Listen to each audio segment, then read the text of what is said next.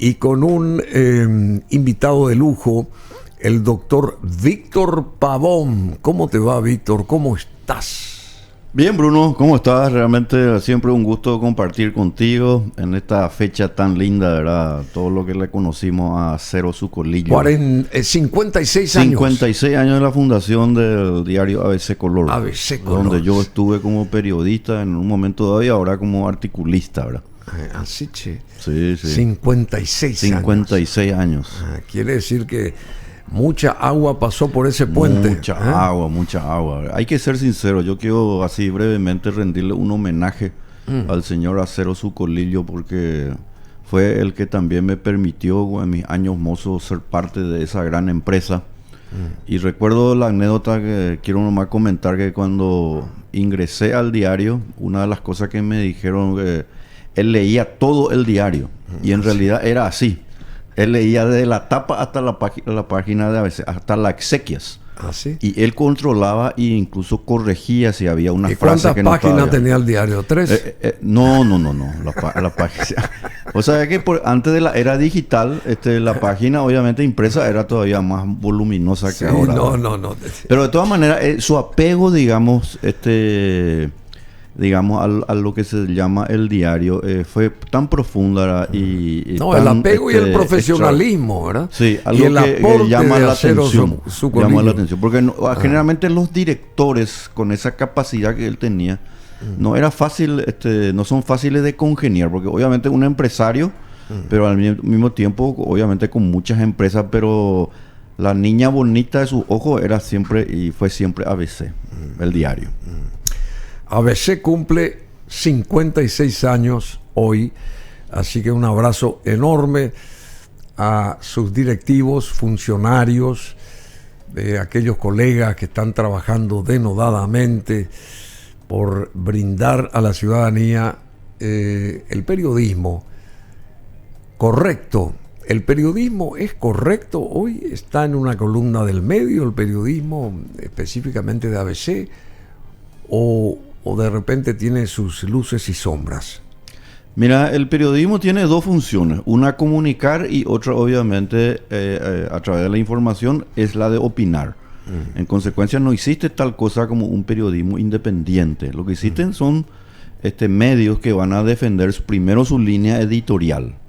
Por ejemplo, el New York Times, por ejemplo, es declaradamente de centro izquierda. Sí. Entonces ABC Color, digamos, podríamos, siguiendo con esa jerga de izquierda a derecha, podríamos decir que es de centro derecha. Y en consecuencia eso tiene una cuestión que nosotros no tenemos que dejar de decir. Eso lo decía el gran gran pensador George Orwell. Hoy decir la verdad se convierte en un acto revolucionario. Así, che. Y decir la verdad. Decir la verdad se convierte en un acto. ¿Por qué, Bruno? Porque nosotros estamos en este siglo XXI, año 2023, ante una serie de circunstancias, de ideas, de prácticas, de hechos que constantemente nos exigen a nosotros, lo que estamos, digamos, de alguna manera, vos más todavía por supuesto, ¿verdad?, en los medios de comunicación, y tenemos que tener una suerte de opinión. Nosotros podemos informar, lo cual es la primera actividad, pero también tenemos que decir, bueno, esto está bien, esto está mal, esto por qué y esto para qué. Y ese diferenciador es lo que el público también, obviamente, clama. Porque nosotros no somos máquinas, ¿verdad? No somos máquinas, y clama eso el público, Bruno, porque el diferenciador siempre va a ser el factor humano. Tenemos nuestros, claro. El factor humano es importante, más todavía ahora que viene la inteligencia artificial, viene toda la era de la robótica, la tecnología, que obviamente es muy interesante. Pero si nosotros le sacamos de contenido al ser humano, ese factor humano, pues ya nada queda. Entonces somos todos mecanicistas. Me gustó se pierde eso, el sentido si de la se le saca el evaluación. factor humano. El factor humano, eso es fundamental. Bueno, y dos grandes, entre varios, dos grandes titulares, dos grandes informes. Hoy lanzaba ABC Color, o lanzó y está lanzando todavía para aquellos que se conectan a través de sus plataformas y a través del mismo papel, del diario papel de ABC. Está el caso de el Partido Liberal, su convención de ayer, y según ABC, que tiene este legendario partido, 2 presidentes ahora mismo, según ABC. según el titular. Pero también está la cuestión de la Unión Europea, productores locales que no aceptan exigencias de la Unión Europea, intolerables imposiciones socioambientales de Europa. Esto con relación a ese pacto que debe de haber supuestamente entre la Unión Europea y el Mercosur, pero al parecer al Mercosur no está cayendo bien las exigencias de la Unión Europea, y Brasil, Argentina, Uruguay y Paraguay discutirán al respecto en los próximos días, aunque la impresión causada por el tipo de imposiciones no es favorable, porque después de 20 años de estar tratando de negociar y de congeniar, al parecer la Unión Europea está pasándose de la raya y exigiendo mucho más al Mercosur de lo que estos países, los 4 originarios, estaban creyendo que podrían sí tender ese puente con la Unión Europea, y al parecer hay muchas cuestiones que no harán posible tal cosa por el momento. Productores nacionales y el mismo ministro de Agricultura de nuestro país indicaron que seguir dichas reglas seguir esas reglas afectará la producción y que no es razonable aceptar coacción. No sé si estás al tanto de esto. Efectivamente, claro, estoy al tanto, estoy siguiendo. ¿Y cuál sería tu aporte? De paso, yo quiero nomás aclararte, Bruno, que aquí en este programa, y también a veces nosotros hace más de un mes que hablamos ya de ese tema. De esta historia, ¿verdad? De esta historia. Lo que pasa nomás que en ese momento no era tan álgida la cuestión, porque nosotros ahora estamos ya en un proceso donde el Mercosur tiene que aprobar o rechazar prácticamente ese documento. El documento primigeniamente no era malo, porque se establecía un acuerdo entre los bloques, la Unión Europea y el Mercosur. Pero ¿qué pasó? En los últimos 4 o 5 años fue declaradamente, aviesamente, aumentando las exigencias por parte de uno de esos grupos, en este caso la Unión Europea, para con el Mercosur, e introdujeron elementos de la agenda ambientalista en particular. Y obviamente 2030. También otra cuestión, que es la agenda del Foro Económico, para que se vea nomás, Bruno, que cuando nosotros hablamos de estos temas, ellos en todo. Ellos pretenden influir en todo. No solamente influyen, sino que lo establecieron en el documento. Bueno, y también el miércoles, respecto a esta Unión Europea y a la donación de 38 millones de euros, creo que, ¿verdad? Al parecer, los diputados están tomando el toro por las astas y quieren derogar la donación en la primera, como orden primero del día del miércoles, y quieren hacer que se derogue la donación de la Unión Europea respecto al marco educativo. Así También. mismo, No sé ese si es eso otro tema es otro súper tema, interesante. pero más o menos está coligado con esto también. Así mismo. ¿Verdad? Mira, la lectura que estás haciendo, Bruno, es muy importante, porque tanto el acuerdo del Mercosur con la Unión Europea y el tema de la ley 6.659, que habla sobre la derogación de la donación, digamos, entre comillas, porque no es donación, son exigencias establecidas nuevamente por la Unión Europea para transformar la educación. Todo eso. Cuando uno hace una donación, pues Increíble. lo hace porque yo estimo a la otra parte y bueno, y hace lo que mejor te parezca. Dono por la ejemplo. plata y que la otra parte haga lo que Exacto. más le convenga. Pero si yo te digo, yo te iba a donar, pero mira, vos vas a cumplir esto y esto. Claro. Entonces no estamos hablando Es de una una donación. imposición. Estamos hablando de una imposición. Claro. Entonces, cuando se habla de una imposición, pues lo que hay que es poner las barbas en remojo. Y las barbas en remojo, Y las Paraguay, cartas sobre la mesa. Paraguay lo está haciendo. Y ahí hay que celebrar, Bruno. Y eso estábamos hablando justamente fuera del micrófono, ¿verdad? Que en Paraguay, como quizá en ningún otro país latinoamericano e incluso europeo, aquí en Paraguay hay una masa crítica de personas, padres de familias, personas, incluso federaciones, como estábamos hablando por la UGP, la FECOPROP, etcétera, etcétera, ¿verdad? En donde están de alguna manera alineándose, o nos estamos alineando, porque yo también formo parte de la misma línea de pensamiento de defender al Paraguay, defender nuestra soberanía, que podamos negociar, que podamos aceptar préstamos, pero de ninguna manera nosotros podemos sostener la idea de volvernos siervos de la gleba, como ocurría en el antiguo feudalismo.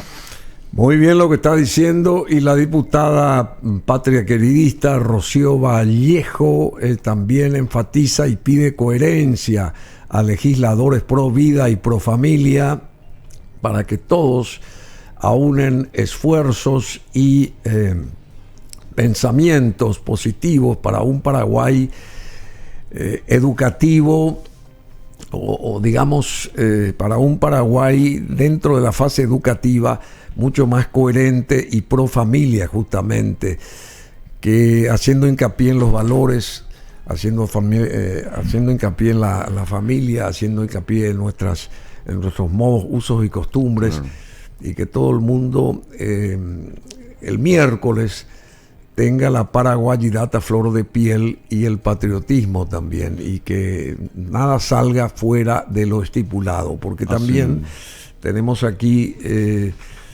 a los legisladores, a ver dónde están. Creo que todos se pusieron de acuerdo, inclusive el sector colorado en sí. El sector colorado en sí ratifica su voto por derogar la donación de la Unión Europea. Y bueno, si se tienen 41 votos, la mitad más uno, ya se obtiene esa victoria, esa derogación respecto a la donación pasa al de la Senado. Unión. Va a tener que pasar al Senado. Sí, pasa al porque Senado. el Senado había aprobado, pasa a diputados ahora, se obtiene lo que vos dijiste, la mayoría, y vuelve a pasar al Senado. ¿Y el Senado, si el Senado se vuelve a aprobar por mayoría, lamentablemente, ¿verdad? Ahí estamos en un problema, ¿verdad? Ah, sí. Bueno, esta pues es la cuestión, Bruno. Este es un tema que no es solamente una cuestión de... O sea, el Senado puede ratificarse. El Senado deberá ratificarse para que finalmente, si se ratifica el Senado en lo que ya antes había decidido, pues ahí se va a ir al Ejecutivo para que el Ejecutivo decida. Esa es la cuestión. Sí. Entonces va a tener que ratificarse o de alguna manera rectificarse. Pero esto puede llegar al Ejecutivo, ¿eh? Mira qué pelota tatá se le puede ir al nuevo presidente, que de paso asume ya, como sabemos, el próximo 15. El próximo 15, que hoy es 7. Sí, el Hoy próximo es martes. próximo Lunes, martes, que estamos a días de la asunción de un nuevo gobierno, de un nuevo periodo gubernativo. Pero quería nomás también aclarar ahí algo, Bruno, ¿verdad? Cuando vos hablaste de la paraguayidad, de los usos, las costumbres, está perfecto, yo estoy totalmente de acuerdo. Pero también es muy importante decir que en realidad esto es un tema de la Constitución Nacional. Nosotros podemos tener así diferendos en cuanto se refiere tradiciones, costumbres, qué son, qué tal cosa. Una cuestión así un poco, puede ser subjetiva incluso, ¿verdad? Pero lo que no es subjetivo es que en el Paraguay la Constitución Nacional estableció parámetros, facultades, atribuciones concretas para que la educación nunca esté de alguna manera influenciada por elementos extraños precisamente a lo que es nuestra cultura. Por ejemplo, en el Paraguay el sexo es hombre y mujer. En el Paraguay la educación es importante y los niños, ¿verdad? La primera fase de la educación empieza en las familias. La familia no puede ser sustituida por ningún órgano, aunque estén los PhD y vengan los premios Nobel a querer enseñarle a nuestros niños. O sea, ese es un elemento de rango constitucional. Bueno, y esperemos que el miércoles se va a tratar esto. Vamos a estar todos en la plaza allí. Le invitamos a la gente que quiera ir, ¿verdad?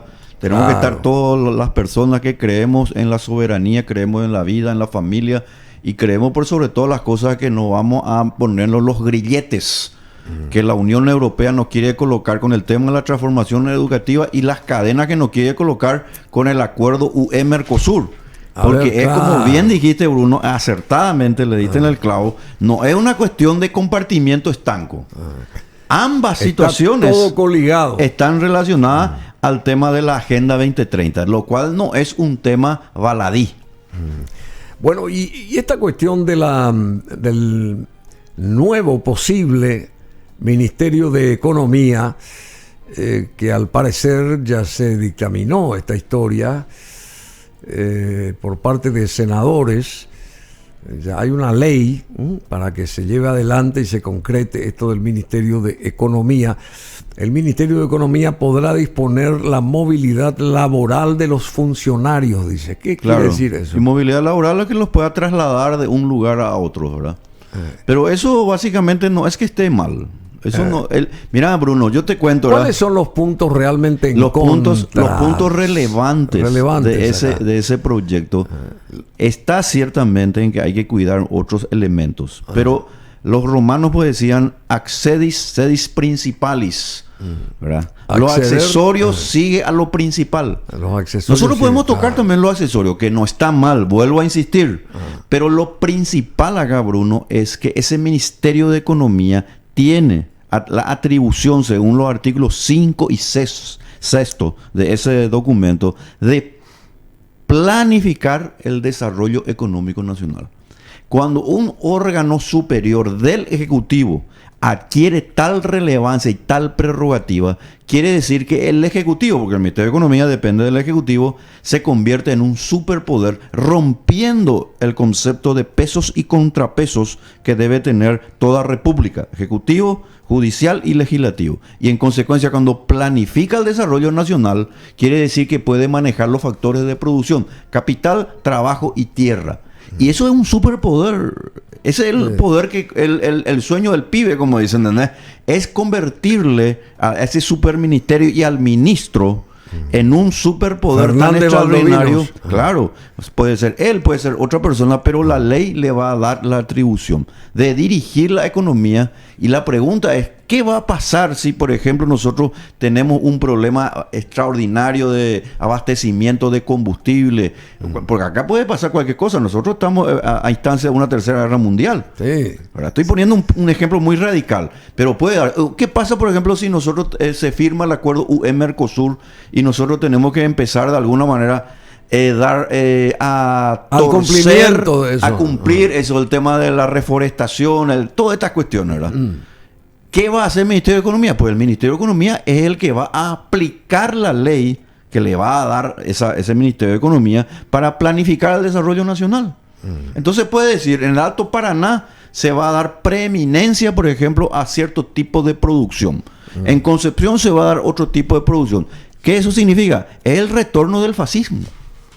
¿Sí? Es el retorno del fascismo, donde todo va a estar de alguna manera centralizado en un único poder. Y ese único poder no es el Ministerio solamente de Economía, es el Poder Ejecutivo. Es el retorno de la Carta Política de 1940, donde Estigarribia, que fue un gran líder militar, un genio militar, lamentablemente con esa Carta Política también él se convirtió en una suerte de dictador. Porque fue así. Bueno, y esa carta política la aprovechó Alfredo Stroessner. Que es una carta política, efectivamente. Ahí pues hay que hacer ese hilo conductor. Abro hilo, como se dice en Twitter, ¿verdad? Esa carta política, como bien dijiste, Bruno, es aprovechada por otra persona a partir del 4 de mayo de 1954. ¿Quién iba a creer que lo que se aprobó en el año 1940, 14 años después, 1954, lo iba a poner, y de otro partido de paso, de otro partido, le pone así en bandeja, señor, usted gobierne? Esa posibilidad. Bueno, o sea que hay la adenda esta de la Unión Europea condicionaría las leyes de países del Mercosur. Totalmente. También.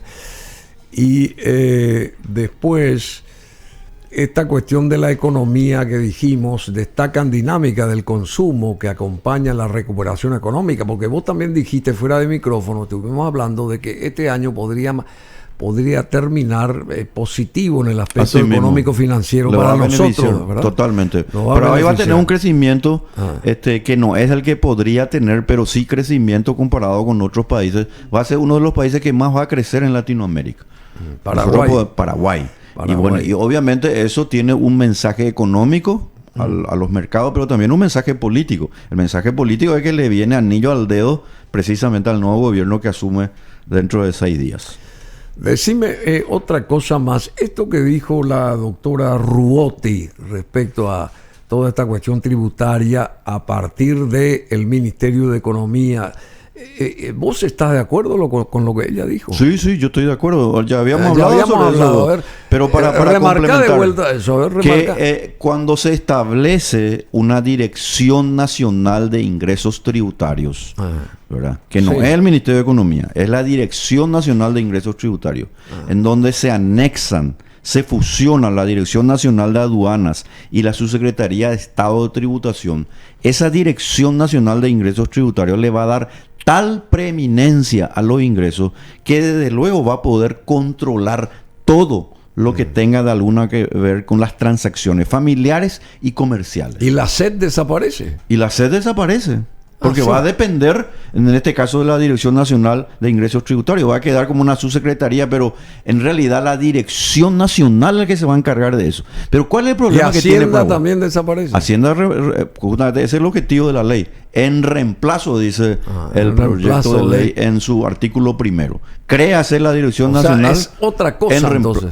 Sí, lógico, es otra cosa. Pero el tema nomás es, Bruno, cómo el avance legislativo, donde por lo visto poca gente se da cuenta. O sea que no es un cambio de nombre, ¿no? No es un cambio de nombre. Es un avance legislativo cuyo propósito es otorgarle un poder desmedido al Poder Ejecutivo.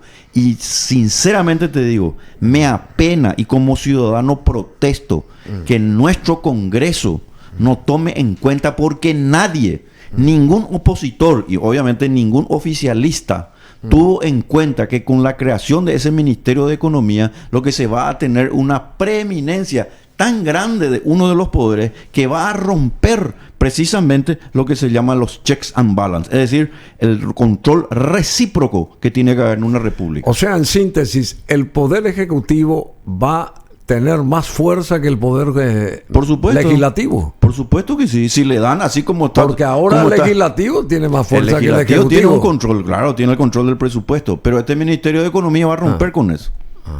Porque la planificación del desarrollo nacional... Por ahí nadie da lectura. No, es que nadie nos dice nada. O sea, el Poder Ejecutivo, con esta creación del Ministerio de Economía, va a tener más poder que el que tiene actualmente. Y lo van a hacer a través de una ley, lo cual nuevamente... O sea, el Poder Legislativo se va a achicar en cuanto a poderío, digamos. Exactamente. El Poder Legislativo, que de paso luego ya tiene varios inconvenientes, ¿verdad?, para la comprensión de los fenómenos que ocurren nacional e internacionalmente. Va a reducir su poderío el Poder Legislativo. Exactamente. Va a tener un inconveniente para poder entender cómo un Poder Ejecutivo va a establecer políticas económicas de cuestiones que hacen a la cuestión monetaria, a la cuestión fiscal, a la cuestión presupuestaria, y lo va a hacer a través de este Ministerio de Economía. Sin que tomar en cuenta, va a ser prácticamente el Poder Ejecutivo el que maneje eso. Así mismo, sin tomar en cuenta que el principal problema del Paraguay no son los ingresos. Desde luego, eso es un tema que hay que hablarlo, hay que ampliar la base tributaria, hay que reducir la informalidad. Pero el problema real del Paraguay son los egresos. ¿Cómo se gasta el dinero de los contribuyentes? Y lo que sabemos, Bruno, de una manera indubitable, es que hay un mal gasto de más de 1.500 millones de dólares anuales. Y eso no es poca cosa. En cualquier lugar del mundo. Vos te vas a Suiza, te vas a Italia, te vas a Estados Unidos, donde sea, 1.500 millones de dólares mal gastados es mucho dinero. Y más todavía para un país como el nuestro.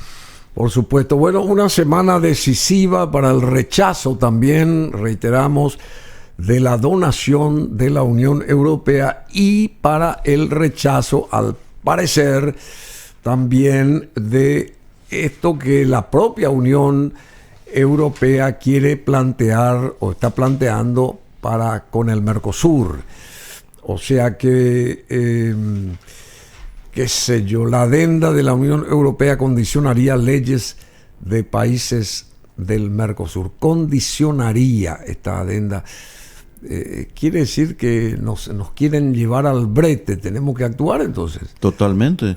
Mira, Bruno, ¿en qué país del mundo, y son realmente muy pocos, ¿verdad?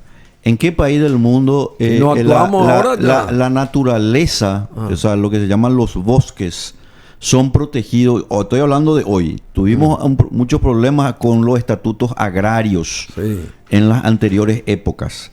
Pero hoy en día, el 25% de la superficie de un terreno tiene que ser bosques. El 50% si es bosque nativo se tiene que mantener. Y prácticamente el 67%, el 67% es bosques en el Paraguay. Y eso es un informe que lo dijo hace poco Bloomberg. O sea, bueno, justamente, un informe donde dice que Paraguay es uno de los países más verdes del planeta. ¿Y sabe de dónde viene ese informe, Bruno? De la FAO. ¿Y la FAO qué es? Las Naciones Unidas. Naciones Unidas. Según Bloomberg, que es una calificadora de riesgos y de energía en el mundo, Paraguay es el país más verde en América, según este informe reciente. Es interesante todo esto. O sea que podemos nosotros emerger positivamente si tomamos el toro por las astas. Y todo esto va a ocurrir en estos días también, con la asunción de un nuevo gobierno. Asunción de un nuevo gobierno. Y ahí dijiste algo de tomar al toro por las astas. El Paraguay tiene que mostrarse, los paraguayos tenemos que mostrarnos con más autoestima por lo que tenemos. Claro. Tenemos muchos problemas, yo no niego, y obviamente es algo que todo pueblo, toda sociedad lo tiene. Pero comparado con otros países, lo que nosotros no podemos es descarriarnos. Cometer errores infantiles que ya se cometieron en otros países. Y sobre todo cometieron países muy ricos a los cuales les afectó esta cuestión. Por ejemplo, la Unión Europea, Bruno, nos quiere venir a decir a nosotros a dictaminar cómo nosotros, por ejemplo, vamos a hacer la producción de carne. Nos quieren venir a decir que tenemos que migrar hacia la carne sintética, por ejemplo. ¿Verdad? Quieren que de alguna manera no tomemos en cuenta que en realidad el Paraguay es y tiene la superficie boscosa una de las más altas en el mundo. Sí. Y son informes de la FAO, ¿no? Que obviamente de Naciones Unidas. La Naciones Unidas, que no es muy afín precisamente, ¿verdad?, a lo que se denomina la soberanía, sino ellos están totalmente imbuidos por ese foro económico. Bueno, y esto del Banco Central, porque en tu último artículo, en el que salió ayer en ABC, el Banco Central, un gigante inadvertido capaz de destruir. Con este nuevo Ministerio de Economía, ¿cómo va a quedar el Banco Central? ¿Va a quedar afectado también el Banco Central o va a formar parte del égido de este Ministerio de Economía? ¿Va a formar parte también este Banco Central o va a seguir independiente? Se va a configurar, Bruno, una asociación lícita para delinquir. Ah, sí. Asociación lícita para delinquir. ¿Y cómo porque viene la cuando mano el acá? Ministerio de Economía tenga la potestad, porque así lo dice el proyecto, ¿verdad? Nada más y nada menos de planificar el desarrollo nacional. Y el Banco Central, que es culpable, no acá en Paraguay, en el mundo, ¿verdad?, del incremento de la liquidez de dinero en los mercados que provoca inflación, y al mismo tiempo, al tocar las tasas monetarias del Banco Central, al incrementar las tasas, hace que finalmente haya una retracción influyendo sobre la inflación. Ahí tenés vos un poder inmenso. Sí, por supuesto. ¿Entendés? Entonces, una asociación lícita, pero para delinquir. Para delinquir. ¿Por qué? ¿Y por qué ahora delinquir? ¿Por qué delinquir? Porque cuando ellos utilizan las tasas de interés de lo que se llama del Banco Central, ahora están subiendo las tasas de interés. Si suben las tasas de interés, el crédito se vuelve más caro. ¿A quién le perjudica eso? A la gente más pobre, a nosotros, a los productores, al comerciante, al que, si vos tenés tu negocio, querés hacer una inversión, el costo del dinero va a ser más alto. Si el costo del dinero es más alto, pues lógico, la gente lo que va a hacer es sencillamente no gastar y obviamente no pedir más préstamos. Y sin ese Ministerio de Economía, y estando como están las cosas hoy, no se temería una cuestión así de... No se temería porque no le fue dada esa atribución. Lo que sí nosotros tenemos que mejorar... ¿Al Ministerio de Hacienda? Al Ministerio de Hacienda, no le está dada. Lo que pasa nomás, Bruno, es que cuando uno ve lo que está pasando con el Ministerio de Hacienda, por ejemplo, ese mal gasto, por ejemplo. Sí, claro. Es obvio, ¿A ¿verdad? dónde va esa cantidad de plata? Lo primero que te subleva tanto, vamos a cambiar todo, te dice, no, nosotros podemos saltar la famosa frase de la sartén al fuego. Al fuego. Eso no es bueno también. ¿Entendés? Yo puedo estar bien, no tan bien, pero no por eso voy a cambiar todo para finalmente estar cada vez peor. No, vamos a mejorar lo que tenemos, porque hay mucho por mejorar. Pero esto le va, digamos, a respaldar más al nuevo presidente, digamos. Y el presidente de la República va a tener un superpoder, vamos a ser sinceros. Que el actual no tiene. Que el actual no tiene, te puedes imaginar. Y el anterior tampoco no, tuvo. No. Esto es una curva de inflexión.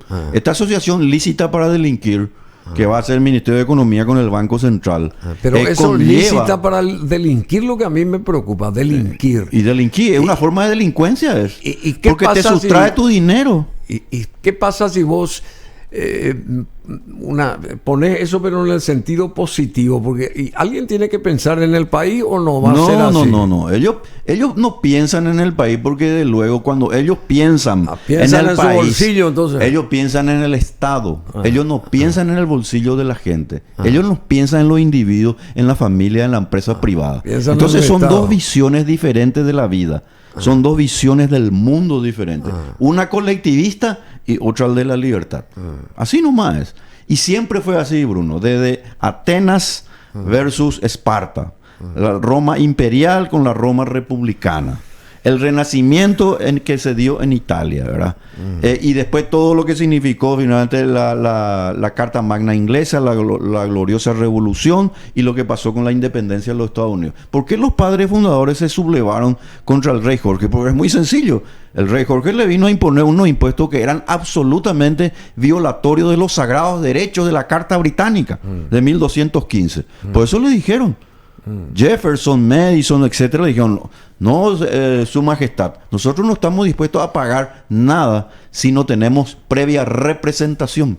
De ahí surgió y está establecido en las constituciones esa famosa frase que está establecida en la constitución: no hay impuestos sin representación. ¿Alguien acaso puede decidir por vos sin que vos estés representado? No, es lógico. No. Bueno, y después están las tasas, y en este momento los bancos centrales, percatándose de cómo está la economía mundial, han subido las tasas de interés, lo que decías, de la política monetaria para bajar la inflación y la recesión que ellos mismos crearon. Y también está el daño, que es grande, cuando dejamos que el Estado se encargue del precio. Así mismo.